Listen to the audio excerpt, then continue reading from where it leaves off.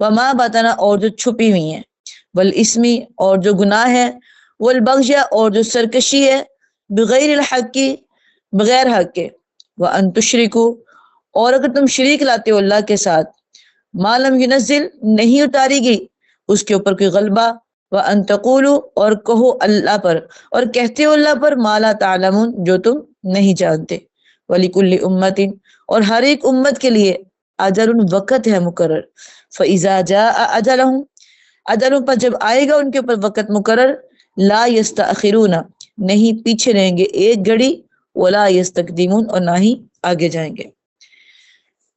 تو جو پہلی آیت ہے انما حرم، بے شک اللہ نے حرام کیا ہے بے حیائی کو، اس کے بارے میں ہم نے کافی سن لیا پڑھ لیا کہ اللہ نے بے حیائی کو حرام کیا ہے۔ اب اکثر سوال یہ ہوتا ہے کہ گانا بجانا کہاں پہ حرام ہے، قرآن مجید میں کہاں پہ لکھا ہوا بتائیں ذرا۔ جن لوگوں نے اس کو حلال کرنا ہوتا ہے نا وہ ضرور اس طرح کے سوال کرتے ہیں، کہاں پہ لکھا ہوا بتائیں ذرا۔ اب یہ دیکھیں صاف لکھا ہوا ہے کہ حرم ربی الفواحش، آپ کے رب نے بے حیائی کو حرام کر دیا۔ اب کیا گانے بجانے کے اندر بے حیائی نہیں ہے؟ اور اس قدر بے حیائی ہے الفاظ کے اندر، اور ان کی جو موویاں ہیں ان کے اندر بتاتے ہیں کہ اس قدر بے حیائی ہے کہ فیملیز اکٹھی بیٹھ کے نہیں دیکھ سکتی، تو کیا پھر وہ حلال کیسے ہو سکتے ہیں؟ اور اسی طرح میوزک جو ہے وہ اللہ کے نبی کریم صلی اللہ علیہ وسلم نے سنا ہی نہیں اپنی زندگی میں کبھی بھی۔ ایک بار آواز آ رہی تھی کہیں سے تو آپ نے اپنے کانوں میں انگلیاں ڈال لی، جب اس کی آواز ختم ہوگی صحابی نے آپ کو بتایا پھر آپ نے انگلیاں نکال لی۔ تو جتنی آپ نعتیں سنتے ہیں میوزک کے ساتھ یا آپ گانے سنتے ہیں میوزک کے ساتھ، یاد رکھیں ان گانوں کی وجہ سے قیامت کے دن آپ کے کانوں کو آپ کے جسم کو عذاب دیا جائے گا جو آپ سن رہے ہیں۔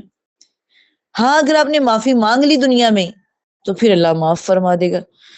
تو اکثر تو اللہ معاف کرے کانوں کے اندر ہینڈ فری لگائی ہوتی ہے، سو جاتے ہیں ایسے ہی۔ میں حیران ہوتی کہ نیند کیسے آ جاتی ان لوگوں کو، کوئی ڈر خوف ہے ہی نہیں اللہ تعالیٰ کا کہ ایسے ہی سفر میں جا رہے ہیں۔ حالانکہ سفر جو ہوتا ہے نا اس میں ڈر ہوتا ہے کہ کسی بھی وقت جو ہے وہ کچھ ہو سکتا ہے، تو سفر میں بھی ویسے ہی سن رہے ہوتے ہیں بیٹھے موبائلوں پہ، یا آپ وہ چلے جائیں اس کے اندر ٹرانسفر کے اندر تو اس میں بھی وہ باقاعدہ انہوں نے کمپیوٹر لگایا ہوتا ہے تو بیٹھے دیکھ رہے ہوتے ہیں، پتہ ہی کوئی نہیں ہے۔ حالانکہ سفر جو ہے اللہ کے نصرت میں عذاب کا ایک ٹکڑا ہے، جلدی ختم کرو اور گھر جاؤ۔ تو اس کے دوران تو انسان کو چاہیے کہ وہ توبہ استغفار کرتا رہے، اللہ تعالیٰ سے معافی مانگتا رہے، کلمہ پڑھے کہ میں بھی کسی بھی وقت کچھ ہو سکتا ہے، لیکن وہ سن رہے ہیں۔ تو اللہ تعالیٰ کہتے ہیں میں نے حرام کر دیا، یہ واضح الفاظوں میں اللہ تعالیٰ کہہ رہے ہیں کہ میں نے حرام کر دیا بے حیائی کو۔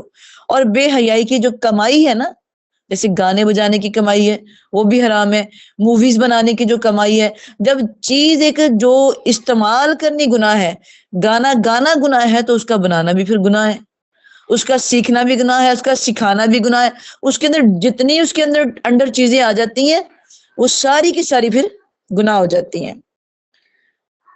چھپی اور ظاہر دونوں ہی گناہ ہے، اور تنہائی کے گناہوں کے بارے میں تو ہم نے بہت بار پڑھ لی ہے، اور بڑی سخت حدیث ہے کہ آپ کے دن کے سارے عمل ضائع ہو جاتے ہیں۔ ماں بتا نا کہ چھپی بے حیائی کو بھی آپ ختم کریں، والاسم اور گناہ کو، والبغی اور سرکشی کو۔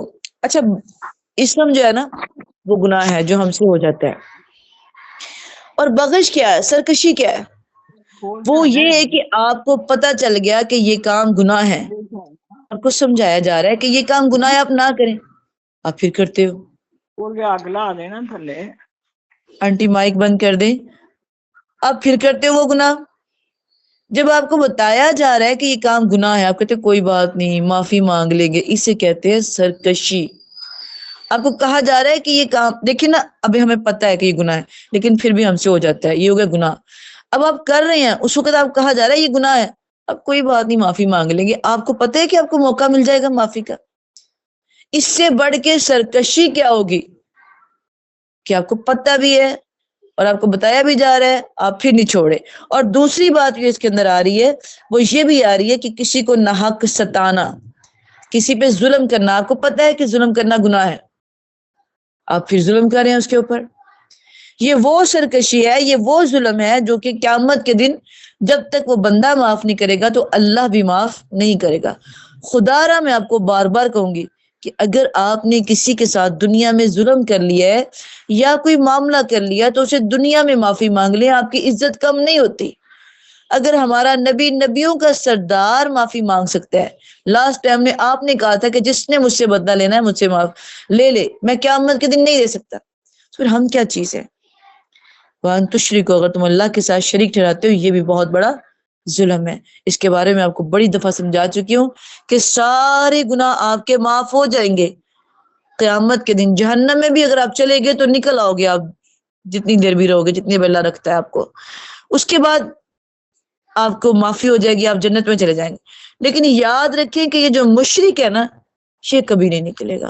مشرک تو اتنے دھوکے میں ہے نا، اللہ معاف فرمائے، اللہ میں بچا کے رکھے، اور بچائے اتنے بڑے دھوکے میں ہے نا کہ سوچ سے باہر ہے۔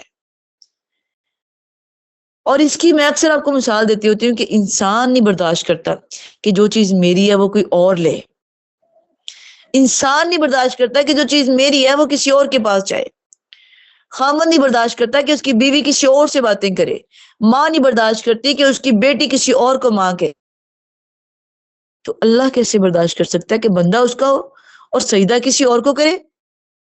اسی لیے اس نے کہا کہ ان الشرک لظلم عظیم، شرک سب سے بڑا ظلم ہے۔